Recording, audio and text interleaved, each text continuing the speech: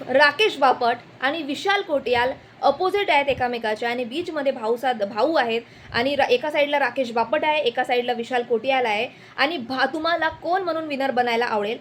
एक अशी पर्सनॅलिटी राकेश बापट जी अत्यंत साधारण, पॉझिटिव्ह वाई, भांडण नाही करणे, चुगल्या नाही करणे, बॅक बिचिंग नाही करणे, आपल्यावर फोकस करणे, स्वतःवर फोकस करणे, रिश्ते जपणे, प्रेम करणे, आईचा लाडका, असा मुलगा तुम्हाला विनर बनून बघवायचा आहे की एखादा जो नेहमी बॅक बिचिंग करते, नेहमी जडते, स्त्रियांवर ताकद दाखवते, अहंकारी, अशा लोकांना तुम्हाला विनर बघवायचा आहे. कधी राकेश बापट आणि विशाल कोटियाल अपोजिट खडे राहिले किंवा अपोजिट राहिले तर तुम्हाला कोण बघून विनर बनायला आवडेल? मला तुम्ही पर्सनली विचार तर राकेश बापटच डिझर्विंग वाटते मला मराठी बिग बॉस 6च्या विनर बनायला, कारण की ज्या प्रकारे तो गेम खेळते आणि आत्तापर्यंत जेवढेही बिग बॉस मराठीचे विनर झालेले आहेत ते पॉझिटिव्हवालेच आहे. जे लोक पॉझिटिव्ह 3 महिने गेम खेळतात, जे पॉझिटिव्ह असतात तेच लोक विनर बनलेले आहेत.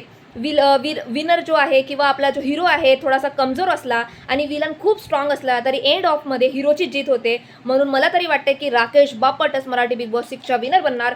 बाकी तुम्हाला काय वाटते मला नक्की कॉमेंट सेक्शनमध्ये सांगा.